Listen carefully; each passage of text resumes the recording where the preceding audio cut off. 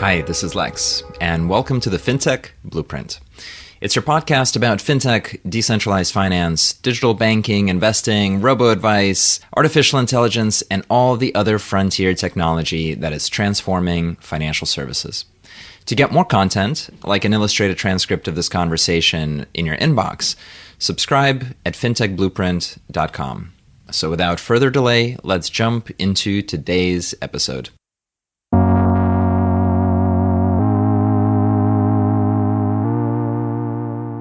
Hi, everybody, and welcome to today's conversation. I'm thrilled to have with us today Dan Finlay and Dean Tribble.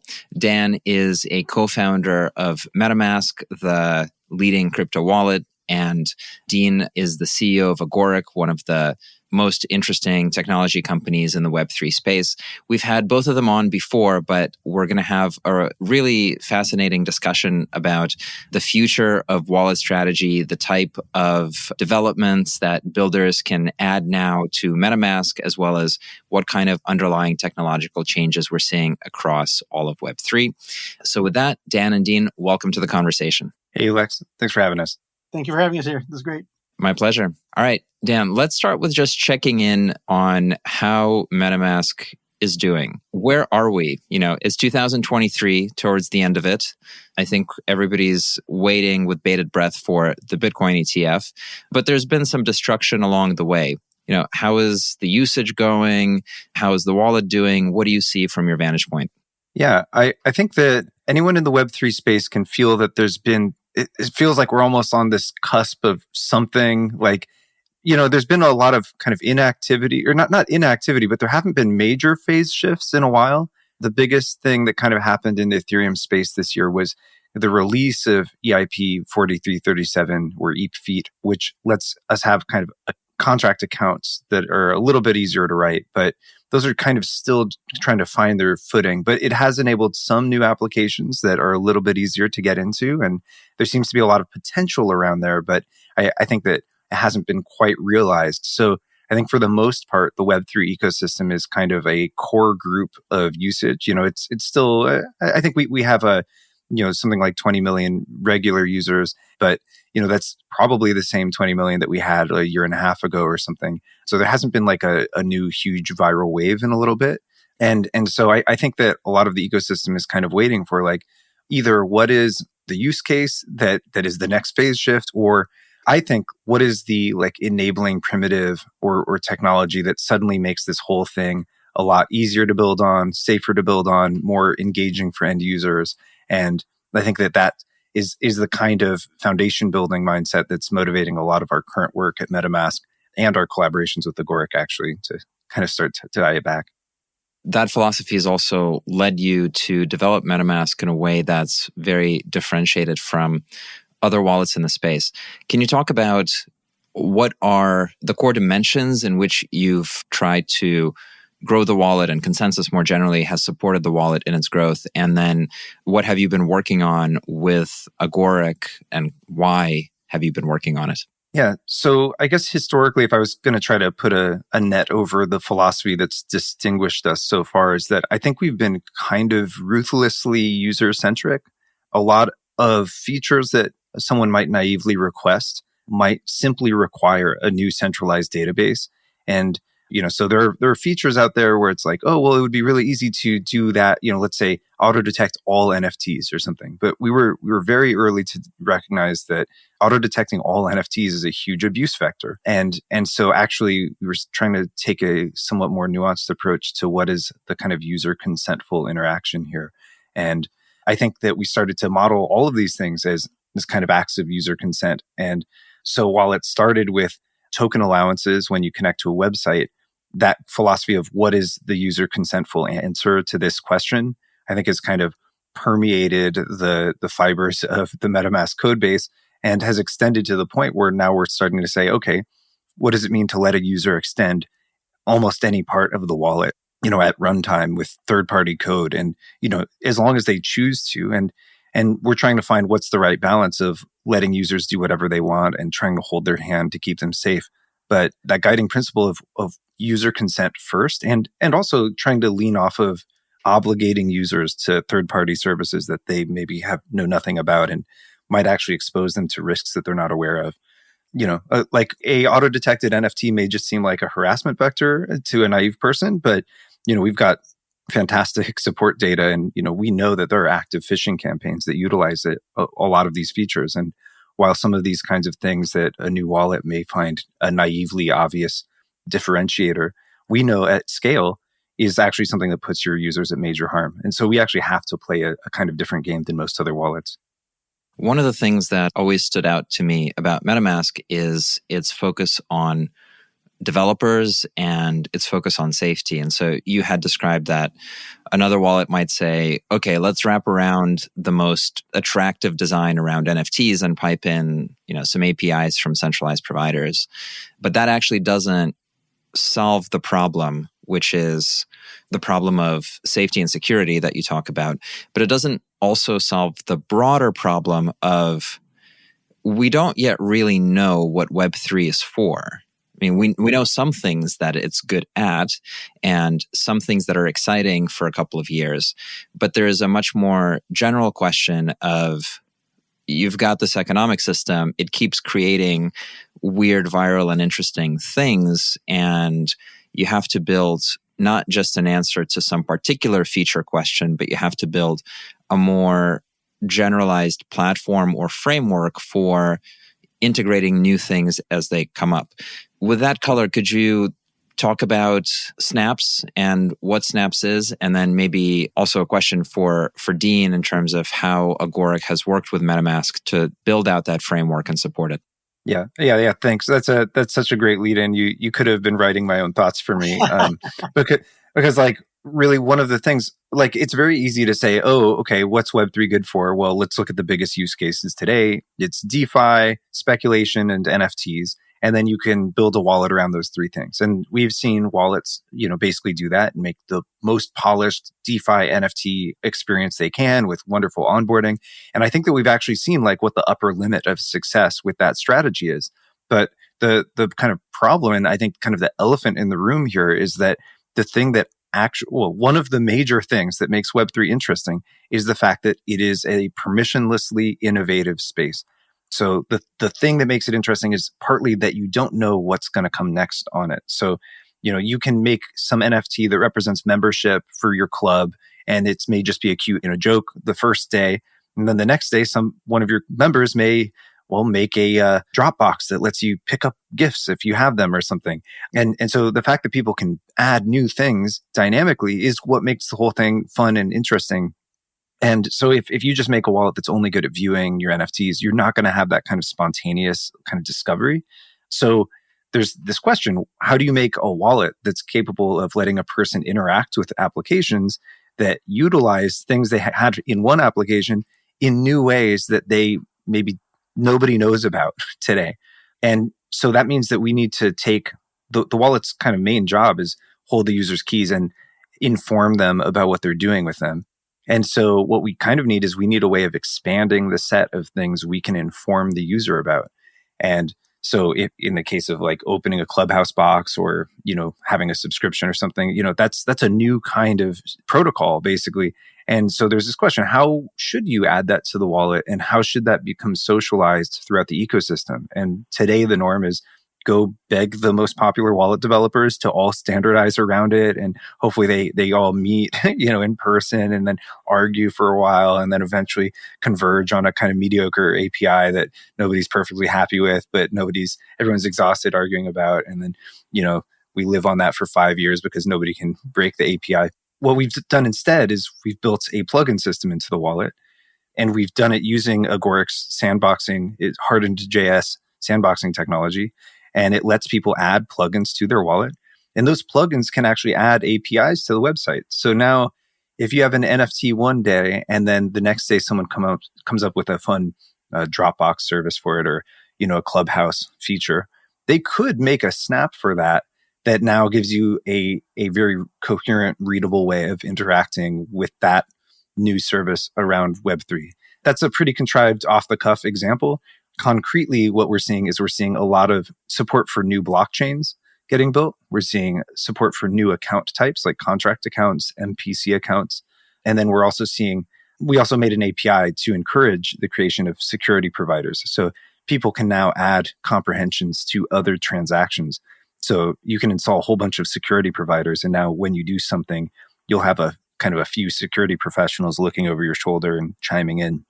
And each one of these is just like one way that we're able to expand the wallet, all thanks to having this foundation of this extensible kernel at the middle of the wallet. And so that lets the wallet be a lot more flexible and dynamic, just like the underlying blockchain is. And I think one of our basic theses now is that you can't make a fully engaging wallet for a permissionless ecosystem unless that wallet interface itself is also permissionless. There's going to be a weakest link kind of problem. We'll talk about the analogy of the App Store and what's happened with other ecosystems that really benefited from this strategy. But it all sounds a bit like magic. So for the less technical listener, question to Dean, like, what does any of that mean? How is it possible that you could have a wallet that is meant to, support Ethereum and EVM all of a sudden support Solana or Bitcoin? Like, where does JavaScript come into it? Like, I mean, what's going on? So, yeah, JavaScript, it controls trillions of dollars every day. It's the most popular language on the planet. There was a paper that our chief scientist, Mark Miller, wrote, published 2013, 2015, one of those two, I don't remember, called Distributed Electronic Rights in JavaScript, where it both painted the picture of sovereign services or this was pre-chain, of course, but sovereign services communicating with secure protocols in order to accomplish decentralized finance. But at the same time, it showed what features needed to be in JavaScript so that you could safely do smart contracts that way. And we'd worked for a long time in various venues on how do you do safe sandboxing? How do you do strong confinement, as it's formally called, strong sandboxes with limited authority? Hey, you can sign with my key, but you can't get at Joe's key. You can't get to the network. Right? And so the architecture of that has been reasonably well understood. There's a secure operating system thread of design in the operating systems, Kikos, Eros, Kyotos, SEL4, which is the current number one secure OS on the planet, the Midori operating system that I worked on at Microsoft, are all designed around this model of pretty much object-oriented programming, but patterns for how to make that secure. And by driving the right things into JavaScript, you could use those patterns in JavaScript to be able to do strongly confined JavaScript. So what that means is anyone could submit to me JavaScript that does whatever they want, and I get to run it in a sandbox where it can only do a limited number of things, like it can only access their wallet. And now if they want to run code that does stuff to their wallet, that's fine. It can't bother Dan's wallet, right? It can't break into your wallet. It can't steal my keys. It can't do all these things. That's what confinement means, what people loosely now refer to as sort of generally sandboxing. And so fundamentally, in the same way that our websites are extended with JavaScript, so you get this rich, growing expressiveness in applications on the web, being able to add that same kind of extensibility will give that same kind of flexibility for the financial and Web3 integration. But obviously, we all believe that the secure confinement, the safe running of those extensions is even more critical in the Web3 world because, of course, it has access to your keys, it has access to your wealth and to your assets. And so you want to combine, when people want to combine essentially the ability to have fun and play games with access to all of their money at some level, you really need that strong confinement. That was what the hardened JavaScript that we built, set out to do. It's now used, and that's JavaScript standards track, right? A lot of this hardened JavaScript was originally designed for Web 2. It was designed with brokerage firms and Salesforce and Node.js Foundation and all these people that have the same kinds of concerns around being able to safely run third-party code with limited access to specific resources. And that happens in Web 2 all the time. So this was being developed in the JavaScript standards community. And we figured out in 2018 how to get over the line, how to go from, okay, JavaScript is kind of this malleable underpinning, so it's like building on quicksand, to harden that and lock it down so it's like building on concrete. And from there, it's now been adopted in various Web 2 platforms. It is the standard for embedded systems JavaScript. It is, of course, what Agoric uses to enable Web 2 JavaScript developers to be able to build software for Web 3 and build smart contracts in Web 3 in JavaScript using their existing tools. And of course, it's used for extensibility in MetaMask. I wanted to comment on something that Dan was saying with respect to that. For one of the big log jams that having an extensible wallet breaks is every time there was a new feature, a new idea on the blockchain, you had to simultaneously upgrade the blockchain and upgrade the wallets. And we have now moved from the myth that there will be a single blockchain worldwide to there now people realizing that there are hundreds of them, many of them all connected with interop protocols such that you can smoothly move between them, except that the wallet experience did not support that. And the problem was having to upgrade all those chains and the wallet at the same time was, of course, seriously problematic. And so one of the key things that extensibility in the wallet does is it breaks that coupling, where now if I've got a great idea, I can enhance my chain, get support in the wallet using a snap, and gradually spread the idea to other chains. Or I can add the idea into the wallet and inspire people to integrate that feature into their chains. And so those are all things that just making extensibility easier on one side or the other suddenly breaks that coupling and makes innovation much faster. That's fascinating stuff. And I guess I still am trying to grasp a bit more in terms of what it means to empower somebody to use JavaScript to build on MetaMask. One of the narratives around any technological theme, not just crypto, but whether it's crypto or AI, is getting more developers to build more applications, therefore making the ecosystem more vibrant and have more features and so on and so forth. And one of Web3's biggest sort of indicators that people watch is the number of developers that are able to build in the space. Does this development open things up? Does it make it easier for people to create apps? And if so, can you give me a profile or an example of a developer that could do something new, that could pick up a project and add something in that wasn't possible before? You could extend the wallet with any language you want. And I think, any language that you had safe confinement over. And so I think that first and foremost, if we're talking about extending the wallet, there's a lot of people they'd learn any language if it meant they could get in the most popular wallet, right? But I mean, heck, people are learning Solidity to be on the most popular blockchain, right? So there's some precedent that people will jump over really heavy burdens just because it's to their benefit. But by being in JavaScript, there's a couple of nice things that happen. One is that it's the language the rest of our wallet's already built in. Two, yes, it is the most popular language in the world. So, I think Dean would know the number. What is it, like 20 million JavaScript developers or something? Yeah, depending, somewhere between 14 and 20. Yeah. Yeah. So that definitely helps too.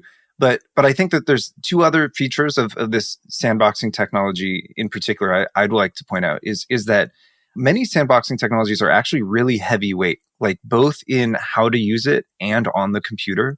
Like today, I think there's almost two ways of running software for a consumer. Either you're just double clicking some file you downloaded, in which case, you might be owned. And so you better just trust whoever sent it to you. Or you're a sysadmin and you're running Docker and you're basically spinning up a individual Linux environment per application just so that you can have something resembling confinement around it. And so there isn't really any consumer grade, lightweight sandbox today. And so what Agoric has done is they've actually made this really, really lightweight. It's implemented within the syntax of the JavaScript language itself. And I think the other nice thing is it doesn't introduce a bunch of new config files and pseudo languages or something. It's actually implemented in a subset of JavaScript. So I think sometimes, Dean says, oh yeah, it's JavaScript. It's the most popular language. But I think there's a lot of begrudging usage of JavaScript out there. I think some people, they say, oh, JavaScript, you go on Hacker News, people kind of love to hate it. I don't think everyone even knows why they hate it. But, there's vague notions of, like, I feel like it goes nested HTML tables, and then it goes CSS, and then it goes mouse over JavaScript, right? Right. That's Yeah. sort of like, And people remember JavaScript from 10 years ago that had various issues that have all been solved and things like that. Yeah. Yeah. But the subset that Agoric is building with, they basically, like, for one thing, they've virtually banned the worst parts of the language, and the best parts you can just use. And so it starts to actually just feel like the simple language that I thought I was learning when I started. Like, when you first learn a language, you're like, oh, that's how you assign a variable and that's how you use it. Well, this must be how everything else works. And then they're like, oh, no, you didn't know about hoisting, or you didn't know about, globals, or you got to memorize all the globals because, you never know what global is out there. One of the ways I characterize hardened JavaScript now is it's the JavaScript you thought you were programming in, right? Yeah. We turned off a lot of the things that were bad. Very much like, once you look at the code on the screen in well-confined code, it's actually simpler because all the logic that's actually concerned is on the screen, and you can look at it and you can reason about it. And so it's really inviting to write small modules where it's just like, here's like the logic it takes to express a subscription. How many lines is a subscription really? It's maybe you could probably do it in like 5 lines if you had a good token primitive to build it on. And I think this is kind of paving this way for like lighter weight, more minimal, more user-friendly, readable code. And that's just one step on this path towards making kind of computing for agreements more human comprehensible in the first place. And of course, with AI and user experience and all that, there's a long way to go still, but even AIs benefit from having readable, usable, simple, safe languages. Yeah, if I can inject here, a big part of that is, what does it take to be secure, right? You're not secure unless the humans actually know what the heck is going on. And so a couple of the elements, like, it is more programmable, it is more understandable what you built because, less code is easier to understand. But the other is the model that Dan talked about. And that usable security kind of goes into, again, why do you want to be able to extend the wallet with new user experiences? It's because you want to be able to have people understand what they're agreeing to. That consentful action that you talked about happens, goes back to the security model that we get in programming JavaScript, where my analogy is, if I want to grant you access to some file, I can go in and add an ACK list and add, Lex, and he gets access to file X and Y, but not Z, and all this kind of crap. And it's really hard. But if I just drag and drop, I just, pick up the file, drag it, and drop it on the Lex icon, and now I have, as a convenient expressive action, also consented to give you access. And being able to add more richer user experiences that combine, the user action with authorizing the thing I want is something that, will evolve over time, but it'll really raise the game and raise the safety that we need for, more and more millions of people to get into crypto and use these new, richer, ownership experiences, if you will. I want to still go back to that question around the broader audience of developers, but based on some of the things you've raised, I'm curious about what's actually going on, right? So how can somebody make MetaMask connect to Bitcoin and then separately build like a Unipass type stablecoin money movement application? Like, how much reach does Snaps allow for builders to have in the wallet? Because some of these things seem not superficial, but kind of like features, and others seem much deeper and more profound and really changing what the wallet's capable of doing. And what does that look like from the developer's point of view and their experience when they're building this stuff out? So since we're basically using Agoric's hardened JS environment, we kind of get to define the environment we're making for developers. So we've made it a lot like the environment that Web3 dApp developers are familiar with. So there is a provider object. So you can request all the things you're familiar with if you've written for MetaMask users before. But then we also have several additional APIs for hooking more directly into the wallet in a few ways, whether that's exposing an API to websites, whether that's generating key material for you to perform your own cryptography with, or to present notifications to the user, or eventually we're going to have ones for adding assets into the wallet. That was one we didn't make the cut for V1, but is one we're very excited about.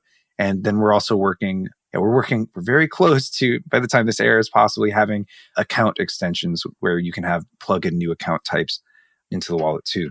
So kind of having that foundation where you can run a script in the wallet, that's kind of step one. And that's what we spent basically years working on with Agoric. And then now that we have that, now we can kind of punch holes into parts of the wallet. We can say, oh, you know what? Providing transaction security, that's useful.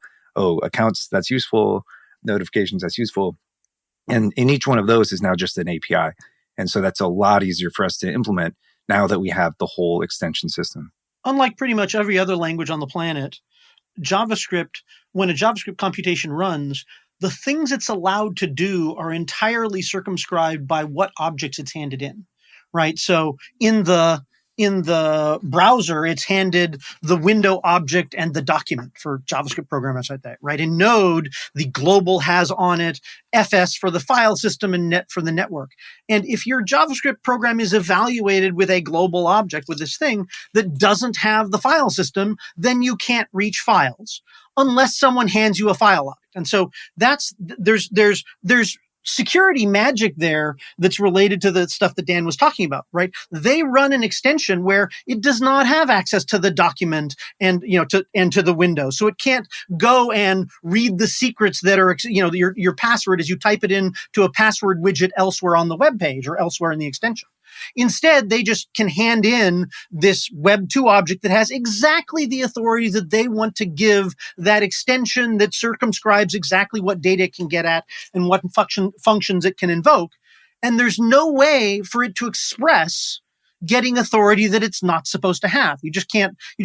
I mean, there's no JavaScript you can write that says, go read the secret, because you can't open a file. You can only read the files that it might have given you access to. And that turns out to be really simplifying and powerful, because from a programmer discovery point of view, you can see what authority you've got. It's in this object they handed in. Or in the case of smart contracts on Agoric, it's in the contract framework object that we hand in. It's exactly the same kind of architecture and approach. And it means you get the full power of the language, but just on the objects that we gave you. And that means that there's a lot less learning. And it's real clear, and all the tools can help you do command completion and show you what's available and all those kinds of things. And it means that we can also extend our respective environments over time, right? Here's the objects we're giving you today. He already talked about adding more encryption features or adding the ability to introduce new assets. And that just means that version 2 of that object in the future could have more authority, or they could provide a second object, just like, in the browser, you have both the window and the document. You could have the key manager and the, NFT manager if they had such a thing.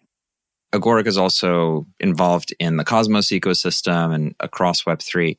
Your funnel must be aimed at developers that know JavaScript and can bring that skill set into blockchain.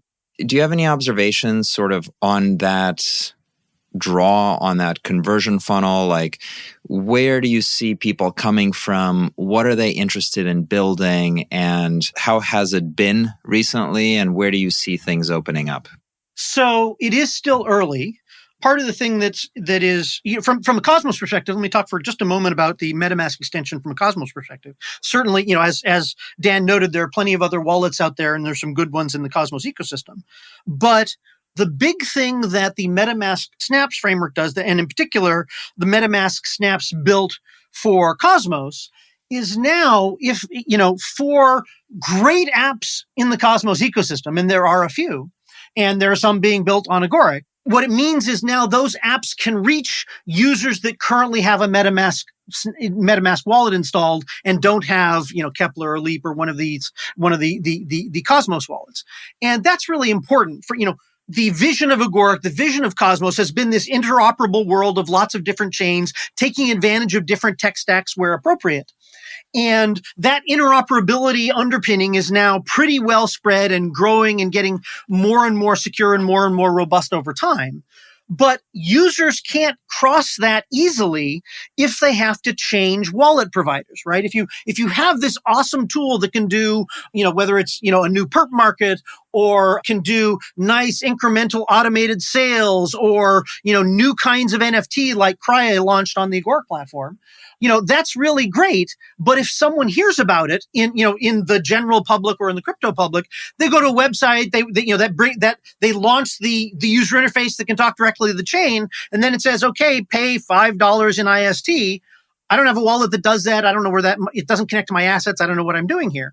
By having the extensibility of the wallet that they do have, i.e. these 30 million people that have MetaMask, right? Now suddenly all of those interconnected chains out there that we've talked about how interoperability will get them access, now suddenly they can smoothly go across them.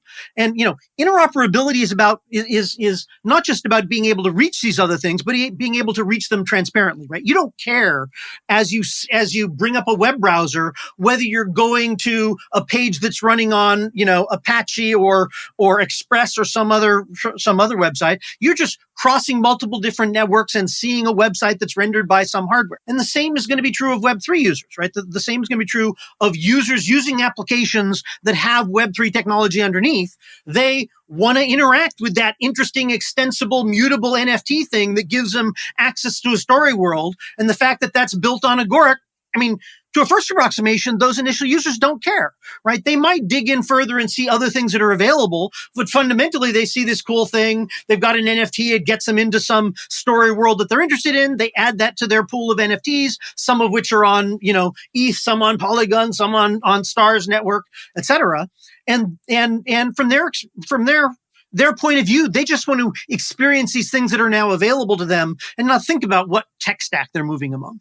And so that's the biggest promise of extensible wallets. Now, it is the case that MetaMask is probably it's probably the second, maybe the first now, the biggest source of showing people hardened JavaScript, right? JavaScript, as I said, hardened JavaScript is, the JavaScript you thought we were programming in. So it's a pretty straightforward for people to actually program in it. But what's happened is, with the sudden explosion of snaps being built, now we've got real experience that says, yep, they don't have any problem with it. JavaScript developers don't have any problem with it. And being able to point at, here's that software that we know makes the world, makes commerce better, and it's out there in Web 2 land, but in Web 3 land, being able to say, see, it's being used there, it's working just fine, and now you can build smart contracts on it. That's been a huge sort of lift. It makes some of the explanations and introductions to the Agoric platform certainly more straightforward.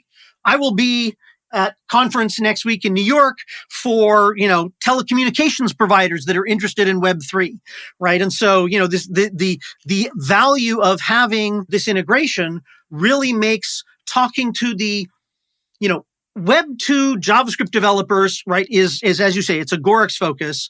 But really, we start with Web 2 JavaScript developers interested in Web 3. If they've gotten very far in their interest, they've certainly heard of MetaMask and almost certainly used it. Being able to say, you program there, you extend out into writing your smart contracts, turns out they really like that. So, it's too early to have numbers and uptake, but it certainly makes many phases of that conversation just go much more quickly, where they now feel empowered to just dive in. So I think that Dean, he did a really great job of explaining the immediate term benefits where it's just going to be easy to do this. And then he hinted at the big term play, which is people don't actually care about what blockchain they're on. And so while it may be a little convenient, to not have to have two wallets installed, you don't have to paste your recovery phrase into two wallets, but actually it's not that bad. There are apps that work with both MetaMask and Cosmos wallets today, like Secret Network, where you're bridging assets confidentially between Ethereum and Cosmos chains, and they work. It's just a little extra friction. But I think there are also some fundamental things that just can't be done when you have these things in kind of silos. And that starts to happen when you want to orchestrate or automate or, really integrate those assets together. So if you wanted to authorize an AI agent to perform some conditional logic on the two of them, in the background of your wallet, or if you had a new protocol that, let's say, actually a scenario that I learned from Dean is the train and hotel problem. if you want to buy a train ticket and a hotel at the same time, like you don't want to get your train if you don't have a hotel when you get there. So you have to get two assets. But if those two assets are on two different chains, then you need to be able to create a sort of conditional term where two things are getting bridged onto some kind of, you could call it an escrow or a third party. It could be a chain, but it has to be a chain that both parties trust. So it's effectively playing an escrow role.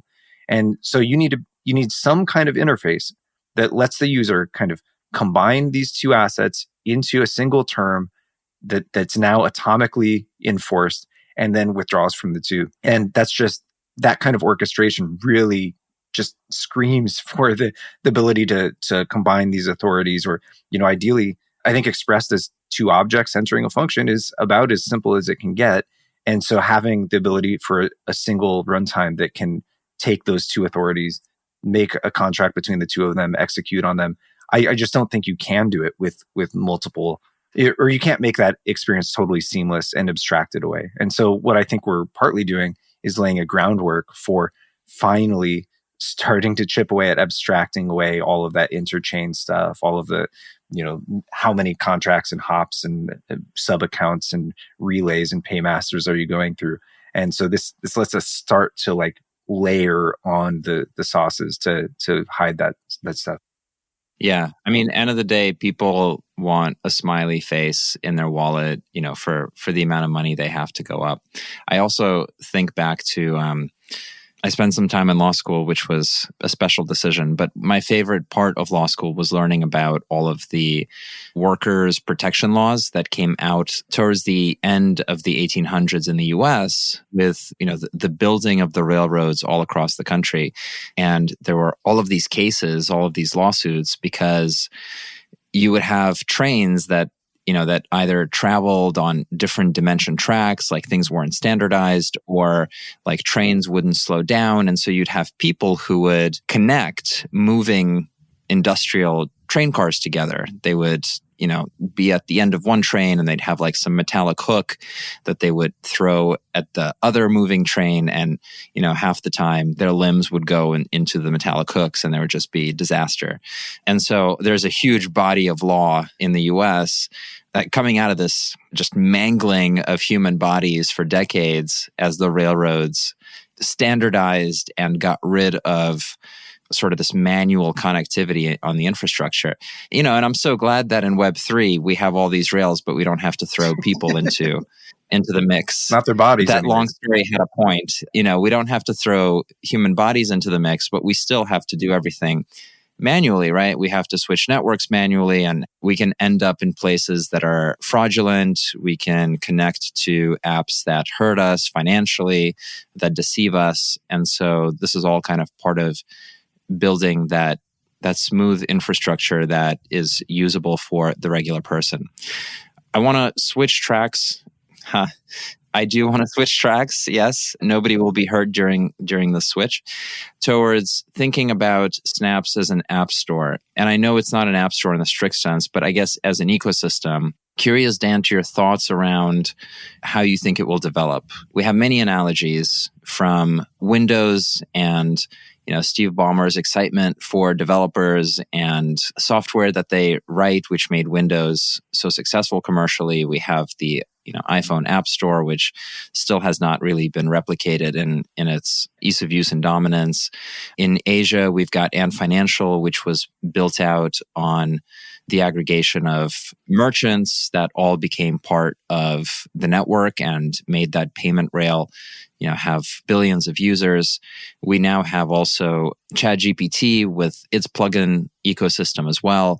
So that there seems to be kind of this commercial move of opening things up in order to try to catalyze lots of applications, build out network effects, and kind of outpace the competition on features. How do you think about that?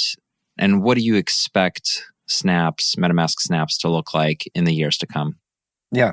I mean, I think that the interesting thing about computers is the fact that they can do anything, right? And actually, I just listened to what Noam Chomsky on a podcast, and he was saying that's the thing that's interesting about human language and maybe thought too, is that we can have finite words for infinite concepts, which I thought was really fun. He got it from von Humboldt. And so if that's what's interesting about thought, and about computers. And that was also the Ethereum innovation. Then I think it's almost weird that we found ourselves in this eddy during the App Store year. Like, we're here like 15 years into the iPhone era. And, you can have, there's millions of apps, but they don't really interact, right? Like the interaction is this deep link model, like you got a screen switch. So like per packet, there's a whole user interaction. So I think what we've been really missing is this kind of orchestration and interconnection of the software. And I think that that's the kind of stuff that the Agoric stack is great for, because what you don't want to do is just like give everything carte blanche, right? And the reason the deep link model works is because you're bothering the user for each one, because interconnection is also vulnerability potential.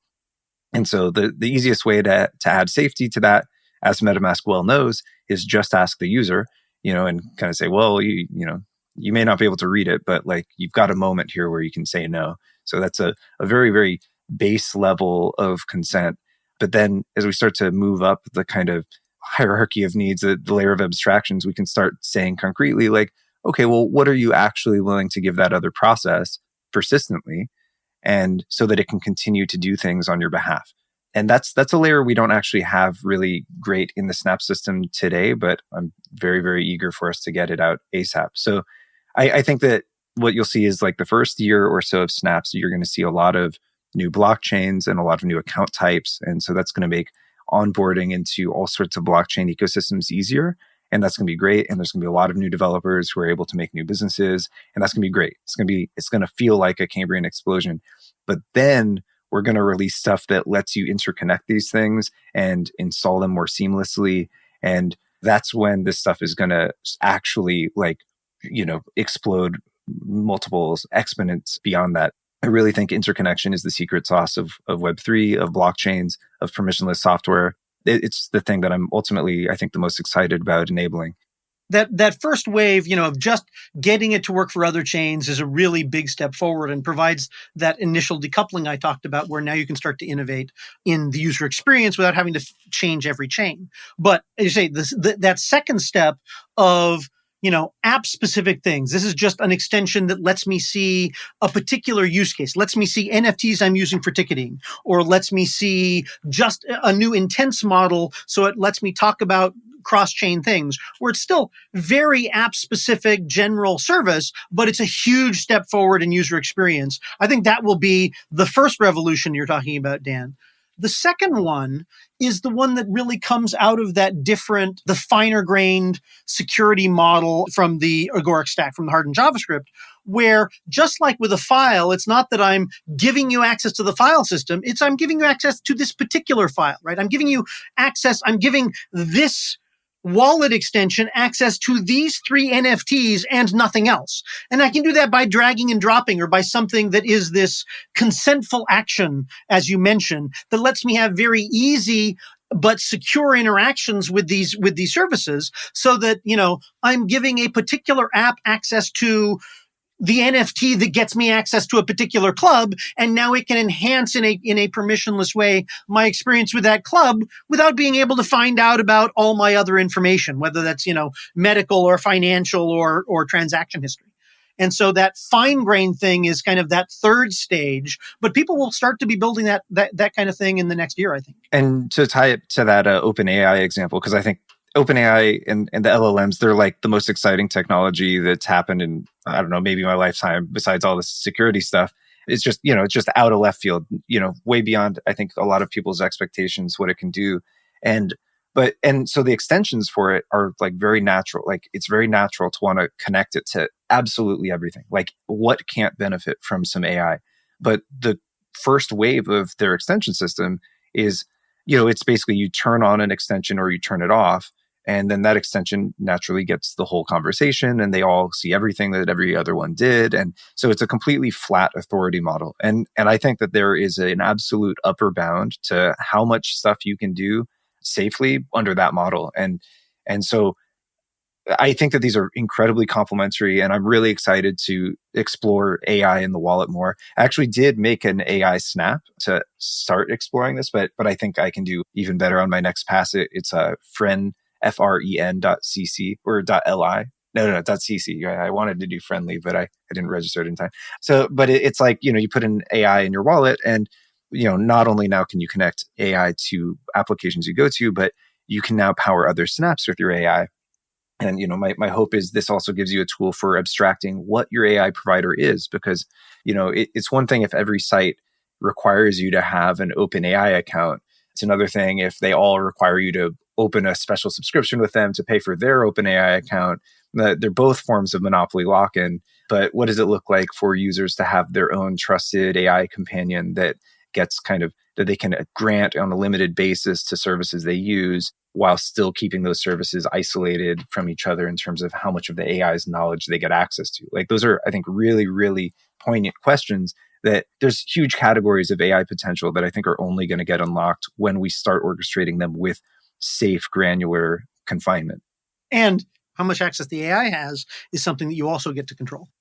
I'm so pleased that we landed on that topic as our concluding one, because it's both fascinating, but I think also one of the most important roles that Web3 is going to play over the years to come, of keeping in check some of the failure modes of, what it means to give others full permission over your identity, over your money, but also your visage, your voice, your personality. And I think the capacity of Web3 wallets to actually own these things and have control over our AI agents is a really important topic. And we'll have you on next time to talk about it. So with that, Dean, Dan, thank you so much for joining me today. Cool. Thanks so much for having us, Lex. Always a pleasure. Thanks, Lex. This is great. Hi, everyone. That's it for this week's episode of the FinTech Blueprint. For more technical deep dives into all things fintech and decentralized finance, check out fintechblueprint.com and grab a free subscription to the newsletter. This is Lex, and I'll see you next time.